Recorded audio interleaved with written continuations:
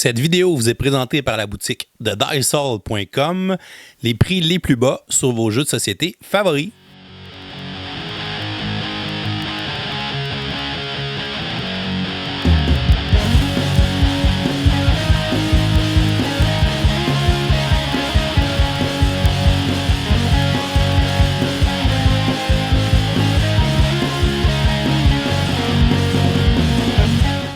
Bonjour chers amis joueurs, ici LP et bienvenue à ce nouvel épisode de Kickstarter 101 or Not. Aujourd'hui, je te présente le jeu Deadline de WizKids, qui est un jeu collaboratif d'enquête et de cartes. Pour 2 à 4 joueurs, c'est des parties d'environ 1 heure. C'est un jeu relativement simple, ça va me permettre de me relaxer après mon dernier vidéo de Lisboa, qui est un petit peu plus long que celui-là, le sera. Est-ce que c'est un jeu qui est intéressant? Je t'explique comment on installe le jeu, je t'explique comment on y joue, je te reviens à la fin pour te dire ce que j'en pense. Donc, au niveau de la mise en place, qu'est-ce qu'on va faire? La première chose qu'on va faire, c'est que chaque joueur va avoir à se choisir un détective. On a une série de cartes détectives qui ressemblent à ceci. Il y a des hommes, il y a des femmes. Chaque joueur va en choisir 2. Disons que j'ai installé une partie à 2 joueurs. Les 2 joueurs choisissent ces 2 cartes-là. Les détectives me donnent un pouvoir que je peux utiliser une fois pendant toute la partie. Le pouvoir il est écrit sur la carte. Chaque joueur va également avoir une petite carte d'aide-mémoire pour se rappeler la structure d'un tour de jeu. On se garde ça pas loin également. On va tout de suite aller bâtir la main de cartes des joueurs au début de la partie. Fait qu'on a un deck de cartes comme ça, qui sont les cartes case, ou les cartes case, tout simplement, les lead cards, c'est vrai, les cartes d'enquête. Et donc, ces cartes-là, chaque joueur va commencer avec un certain nombre de cartes. Dans une partie à 2 joueurs, chaque joueur va en avoir 5. 3 joueurs, ça va être 4. Et 4 joueurs, chaque joueur va avoir 3 cartes pour commencer. Pour préparer ce deck de cartes-là, tout ce qu'on a à faire, c'est d'aller chercher certaines cartes comme ça, ici. Et on va enlever les cartes qui ne sont pas du nombre de joueurs qu'on a présentement. Présentement, j'ai installé une partie à 2 joueurs. Donc, cette carte-là, je vais la garder. Toutes les autres, on va les enlever du deck. On va brasser ça là-dedans. On brasse ça comme il faut, beaucoup mieux que ce que je vais faire là. Et ensuite, on distribue les cartes à chaque joueur. Fait que j'ai 5 cartes pour mon premier joueur, 5 cartes pour mon deuxième joueur. Les joueurs en tant que tels sont prêts à jouer. Maintenant, on va aller préparer le cas qu'on veut faire. On a un casebook qui vient avec le jeu. Dans le casebook, à la première page, on va avoir toutes les 12 cas qui viennent dans la boîte de base. On a le niveau de difficulté de chacun des cas. Je vais installer le cas numéro 1 de Wrong Man qui est Easy. Fait que je vais avoir un petit truc narratif à lire que je ne vous indiquerai pas. Et le case lui-même vient dans un petit sac comme ça. Fait qu'on va aller chercher toutes ces cartes-là qui sont tous les indices des enquêtes que je peux faire pendant la partie. Fait qu'on se garde ça pas loin de la surface de jeu. Pour savoir quelles cartes vont commencer en jeu, dans ma narration du cas en tant que tel que je vous ai déjà montré, on me dit c'est quoi les indices de départ que j'ai. J'ai l'indice Buckminster's Apartment, Tatler's Offices, puis Kendall Café. Fait que dans ces cartes-là, je vais aller prendre les 3 que j'ai nommés. Fait que Tatler's Office, Kendall Café, Buckminster's Apartment. Les autres, on les met de côté. Ces 3 cartes-là, ça va être les 3 premiers indices sur lesquels on peut aller enquêter. Finalement, on va avoir les jetons Hot Tips. On en a 4. On les met près de la surface de jeu également pour que tous les joueurs y aient accès. On va avoir 3 Bullet Tokens, des jetons de balles, qu'on se garde proche de la surface de jeu aussi. On se garde notre pige pas loin. On se garde le reste des cartes d'enquête pas loin. Et on est prêt à commencer notre partie. Maintenant, comment gagne-t-on partons à Deadline? Deadline, c'est un jeu d'enquête. Fait qu'on doit tenter de résoudre l'enquête avant de manquer de temps. Le temps qu'on a va être marqué par ces petits jetons-là. Quand on rate la suite d'une piste qu'on est en train de suivre, on va perdre un jeton comme ça. Si on n'a plus de jetons comme ça, on va commencer à perdre les cartes qui restent dans notre paquet d'indices qu'on peut poursuivre pendant la partie. Une fois qu'il n'y a plus de cartes indices du tout de disponibles, qui sont ces cartes-là ici, on va tenter de répondre à différentes questions qu'il y a sur le cas. Fait qu'on a un petit livret comme ça ici. Sur chaque cas, il y a des questions cruciales et des questions secondaires. Et une fois quand on n'a plus de cartes disponibles de clue, on va aller répondre à ces questions-là. Fait qu'on va nous demander qui est le meurtrier, quelle a été l'arme du crime, quel est son motif, etc., qui est son complice. On va poser une série de questions comme ça. Puis au fur et à mesure des indices qu'on va avoir trouvés, on va avoir à répondre à ces questions-là. Puis notre succès va être mesuré selon le nombre de réponses qu'on réussit à avoir. C'est bien beau tout ça, mais maintenant, comment ça se joue en tant que tel? Deadline, comment on fait pour la résoudre, cette enquête-là? L'objectif est d'aller poursuivre les différentes cartes de pistes que j'ai. Et pour ce faire, on va choisir collectivement une piste sur laquelle on commence. Et on va tenter de faire une chaîne d'icônes pour résoudre cette piste-là. Fait que donc, au début de la partie, on va déterminer un premier joueur. Le dernier qui a eu un remet policier, je crois, il va gagner ce jeton-là. Fait que donc, c'est le joueur qui est à ma gauche.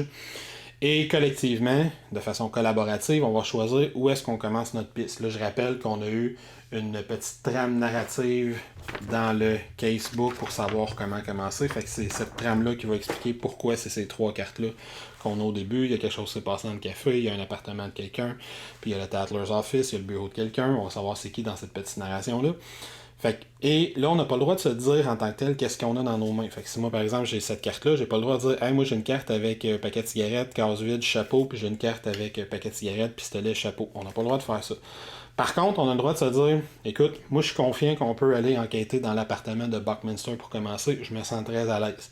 Et je suis pas vraiment à l'aise d'aller dans le Candle Café. Fait que je suis en train de dire j'ai pas mal des icônes qui sont là, mais j'ai peut-être pas beaucoup d'icônes d'argent, par exemple, dans ma main. L'objectif étant de faire des chaînes d'icônes. Fait que là, on va se jaser, puis on va dire, parfait, on commence par une carte quelconque, on va tasser les autres, et c'est celle-là qu'on essaie de faire. Une fois qu'on a commencé à travailler sur une piste, bien là, on commence cette phase-là d'enquête, et quand on va commencer à jouer à tour de jeu, à tour de rôle, chaque joueur va prendre une action parmi 4 actions possibles. La première action qu'on peut prendre, c'est de jouer une carte. La deuxième action qu'on peut prendre, c'est d'activer le pouvoir de son personnage. Si on active le pouvoir de son personnage, ça nous coûte notre action, donc c'est à l'autre joueur de jouer tout de suite après. On va le retourner, on ne peut plus l'utiliser le reste de la partie. La troisième action qu'on peut prendre, c'est d'utiliser les paquets d'allumettes. Pour utiliser les paquets d'allumettes, il va falloir les avoir débloqués. Ça, je vais revenir dans quelques instants pour savoir comment on fait pour les débloquer. Et plus il y en a qui sont débloqués en même temps, disons que je suis dans cette situation-ci, ben je peux prendre une action pour les utiliser, puis plus il y en a débloqués, plus mon action peut être puissante. Puis sur notre petite carte de rappel ici, d'aide-mémoire, on a un petit rappel de les icônes, comment ils fonctionnent. Fait que pour 2 icônes, je pourrais, comme action, je pourrais dire, ben moi je pige une carte et je retourne 2 paquets d'allumettes de l'autre côté. Je pourrais, comme pour 3 actions, je pourrais défausser un plot twist, et pour 4, pas 3 actions, mais 3 paquets d'allumettes, et pour 4 allumettes, je pourrais défausser 2 plot twists. L'idée, qu'on se rappelle pour l'instant, c'est qu'à la place de jouer une carte, à la place d'utiliser mon pouvoir spécial de détective, ben, je peux utiliser le pouvoir des allumettes et passer donc la main au joueur suivant qui va jouer.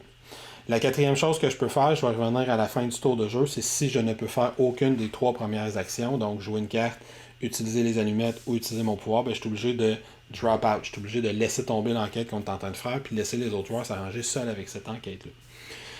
Fait que je reviens à ma première action qui est de jouer une carte. C'est évidemment la plus importante. Comment ça fonctionne? Mais le premier joueur, lui, va jouer la carte de son choix. Disons que je commence en jouant cette carte-ci. J'ouvre la chaîne d'icônes que je veux faire.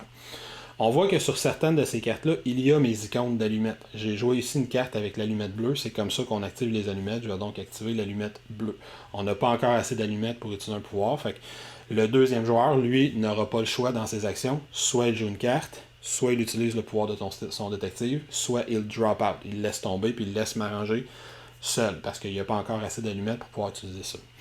Fait qu'une fois que c'est à lui de jouer, la seule règle qu'il doit respecter, c'est qu'il doit jouer une carte, s'il décide de jouer une carte évidemment, et il doit faire matcher au moins un icône parmi les icônes qui sont sur la carte qu'il va jouer, et s'il en aligne plusieurs, ils doivent tous matcher les uns avec les autres.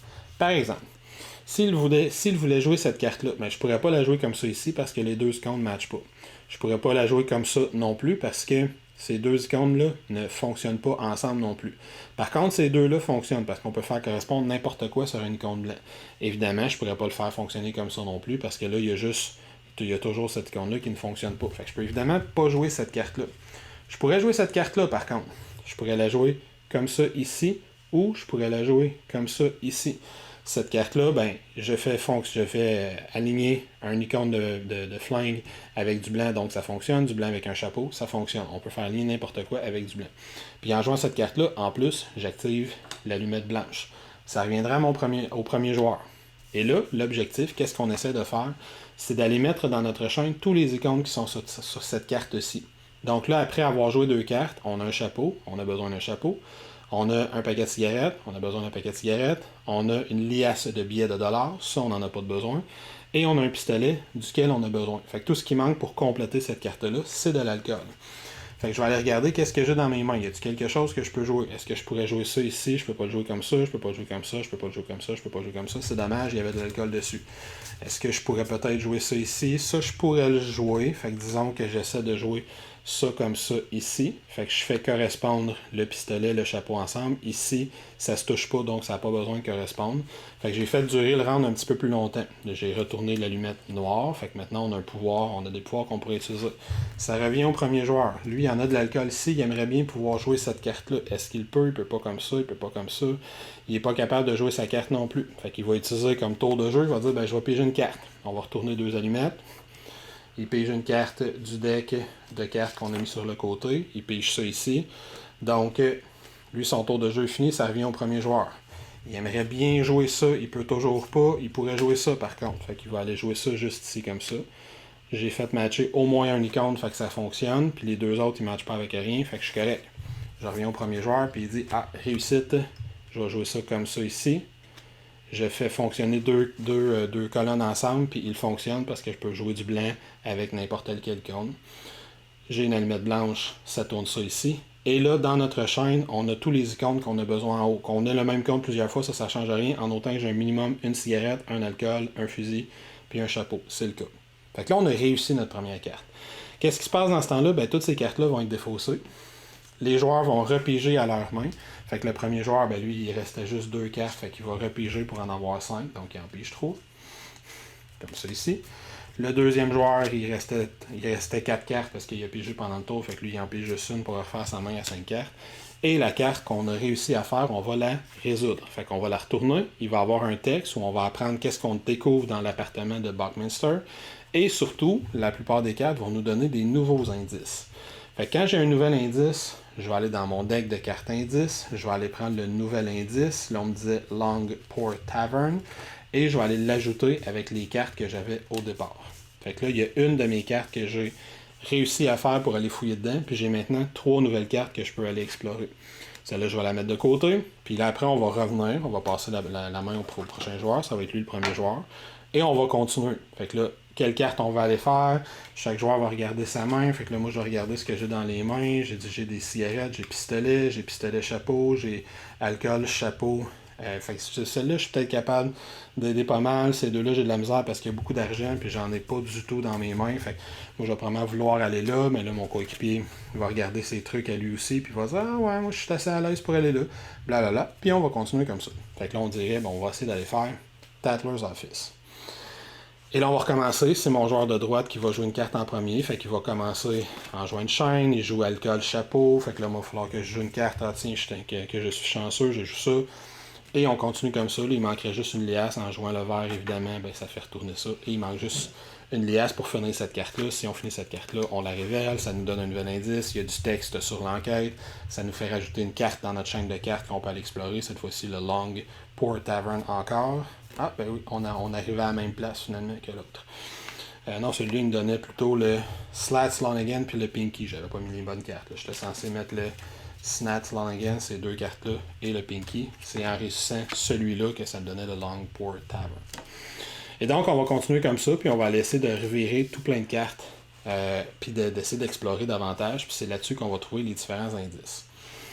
Et là, j'ai dit, il y a une chose qui peut se passer. Éventuellement, ça se peut qu'on joue des cartes, puis que je sois placé dans une situation, puis que je peux pas en jouer de cartes. Il n'y a rien qui fonctionne, là, je regarde, puis j'ai pas l'exemple ici, mais mettons, si j'ai juste ça dans mes mains, ben là, je pourrais jouer ça ici, puis là, mon adversaire, il fait quelque chose, puis ça revient à moi, puis il me reste juste ça dans mes mains, je suis pas capable de jouer. Je pourrais utiliser des allumettes, peut-être pour piger, mais disons que j'en ai pas des allumettes à utiliser. Disons que mon pouvoir, il est utilisé. Je peux rien faire, je peux pas jouer. Ou même si j'ai des choses que je peux faire, mais que je veux pas brûler des ressources pour rien, j'ai toujours l'option de drop out. Si je drop out, qu'est-ce que je fais? Ben, si je drop out, je vais aller regarder si j'ai des plot twists dans ma main. Là, j'en ai 2.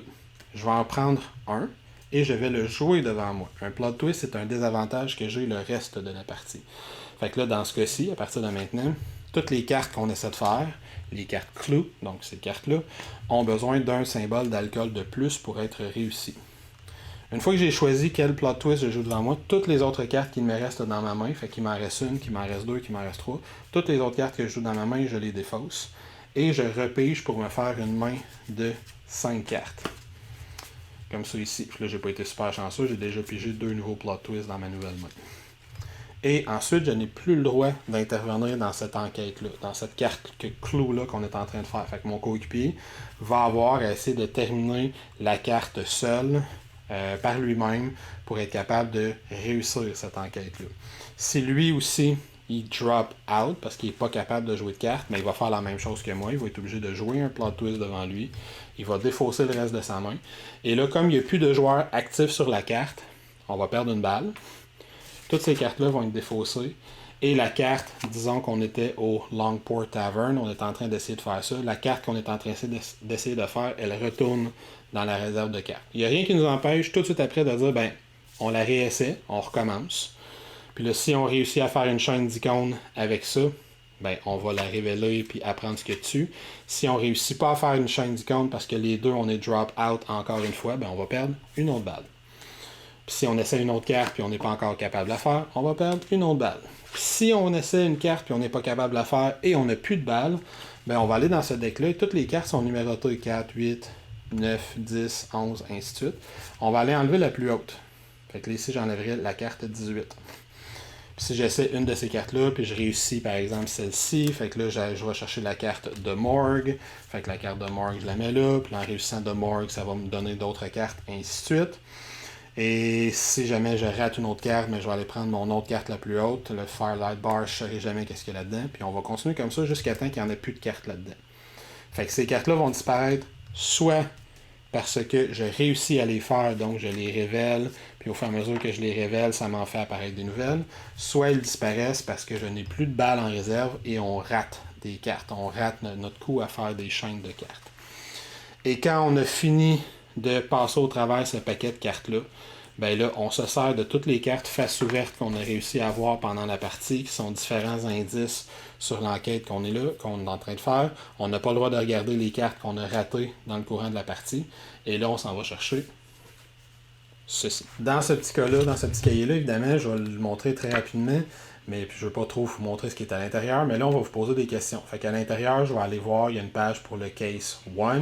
Fait que le premier cas, ils vont me donner une série de questions. C'est qui est coupable, pourquoi, avec qui, c'est qui c'est complice, où est-ce que ça s'est passé, etc.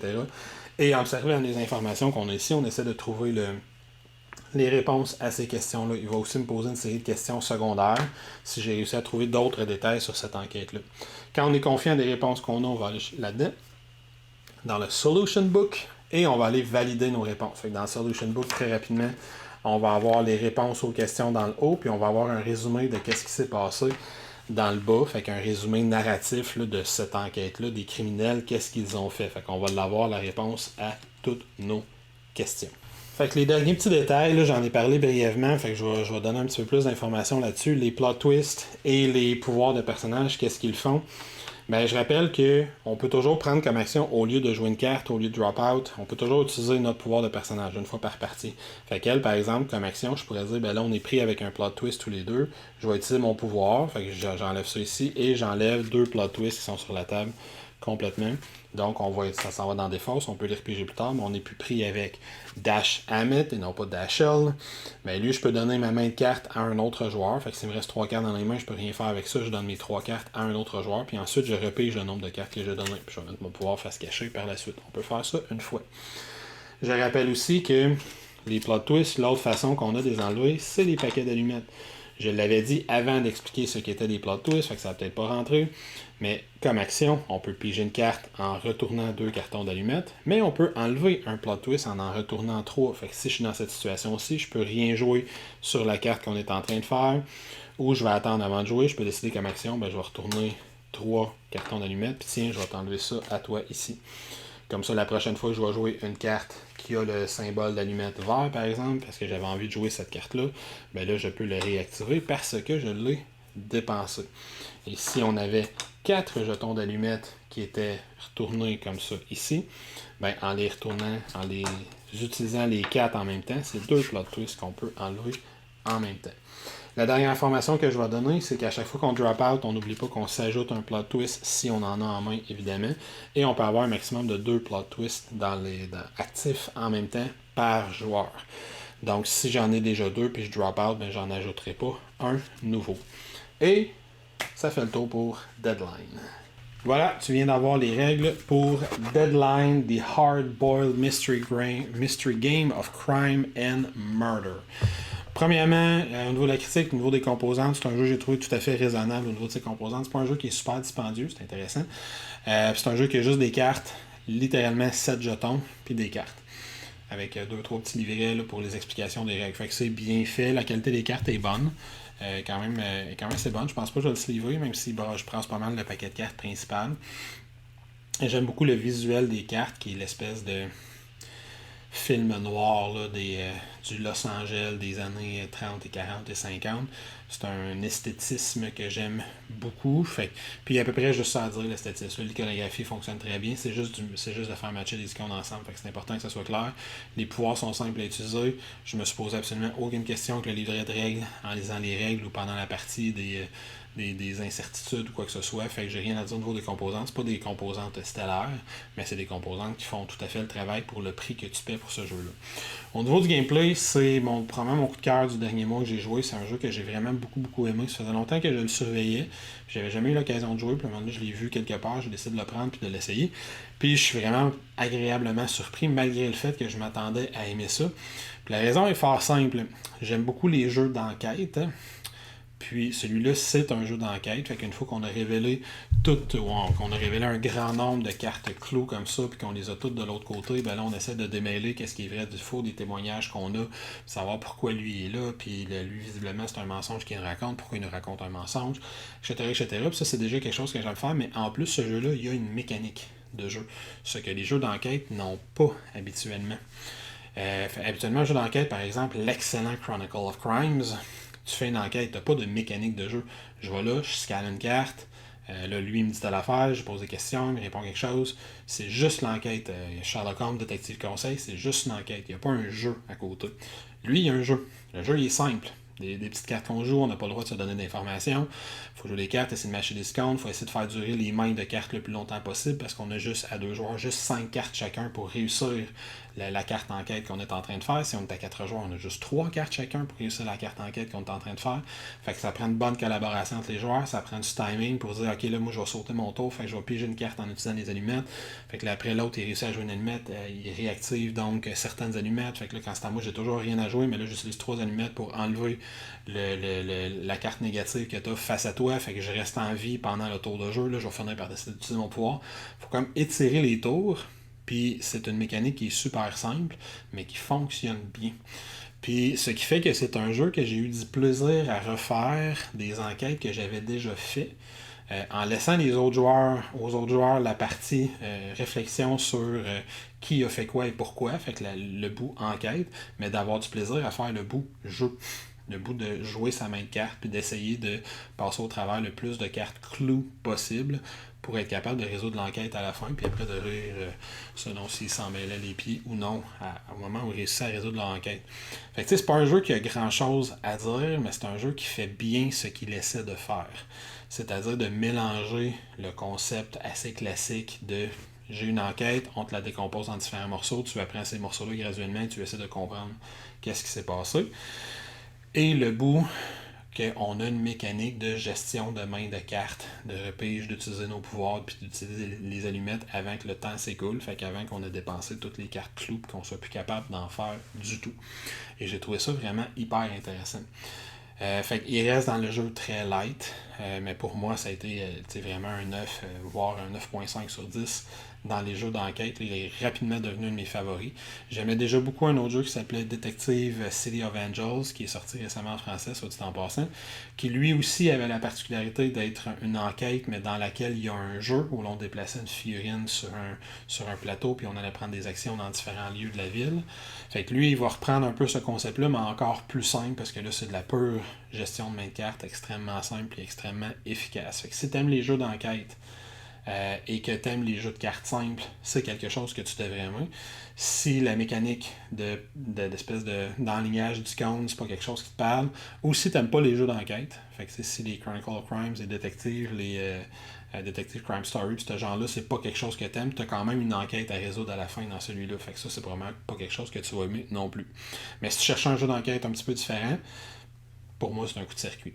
Son plus gros défaut, qui va venir dépendamment du niveau de confort que tu as, c'est qu'à ma connaissance, il n'est disponible qu'en anglais pour l'instant.